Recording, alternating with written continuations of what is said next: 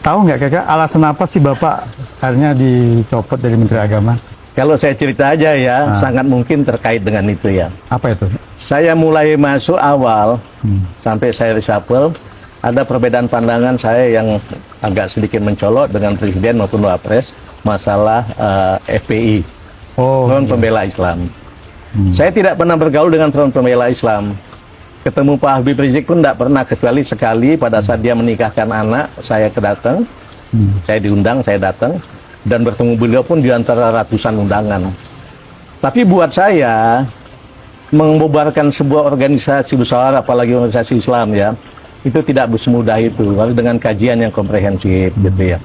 Apalagi kemudian menurut saya tidak ada ancaman yang dari dia yang ditakuti kok gitu ya.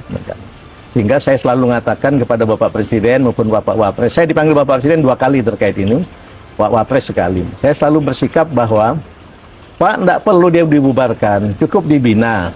Dan nggak ada masalah, bukan ancaman buat saya kalau menurut pandangan saya gitu ya. Itu ada beberapa perbedaan pandangan kami gitu tentang itu. Dan kemudian lebih kurang pada saat seminggu sebelum saya reshuffle, ada rapat kabinet. Topiknya itu pembubaran FPI. Saya tentu saja saya hadir ya. Sebelum berangkat, dan itu saya selalu dengan istri saya ini.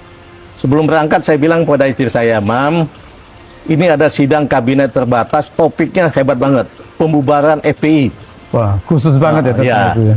Ada saran nggak, Mam? Saya bilang ke istri saya.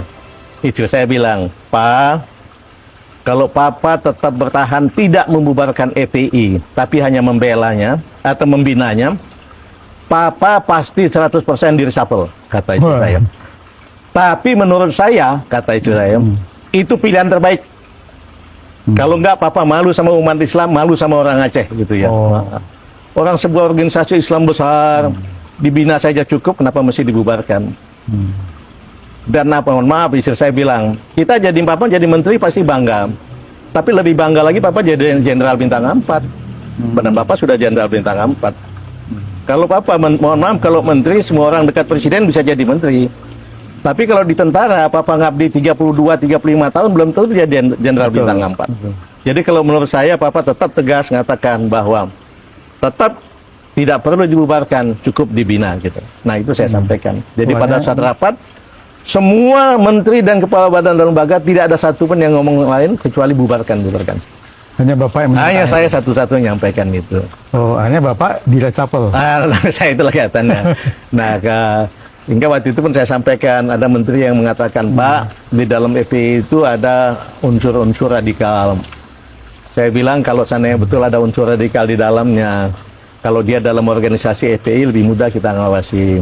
Tapi kalau dia sudah ada di luar FPI kita bubarkan, kita akan lebih susah ngawasinya. Dan lain-lain sebagainya saya ceritakan bermacam-macam alasan. Oke, akhirnya diputuskan, baik, kalau gitu kita tunggu saja keputusan Presiden. Seminggu kemudian saya di reshuffle, tapi kami sudah tahu itu, kita ketawa-ketawa saja. Jadi konsekuensi apapun sudah terima. Kemudian 3 hari kemudian lagi FPI dibubarkan. Dan saya senang bahwa FPI dibubarkan pada saat saya tidak menjadi Menteri Agama lagi. Kembali saya garis bawahi, saya bukan pernah pengajian sama FPI sama sekali, tidak pernah ketemu Habib Rizik pun tidak pernah, kecuali pada saat undangan dia menikah itu, menikahkan anak. Itu pun di antara ratusan orang yang ada undangan itu. Tapi saya punya idealisme, punya prinsip seperti itu. Dan kami senang pada saat kemudian di reshuffle kita ketawa-ketawa saja. Karena sudah juga menduga itu. Kemudian oleh Bapak Presiden saya ditawarkan menjadi dubes. Saya bilang, Bapak Presiden terima kasih banyak. Tapi saya lebih baik kumpul saja sama cucu-cucu saya di Indonesia.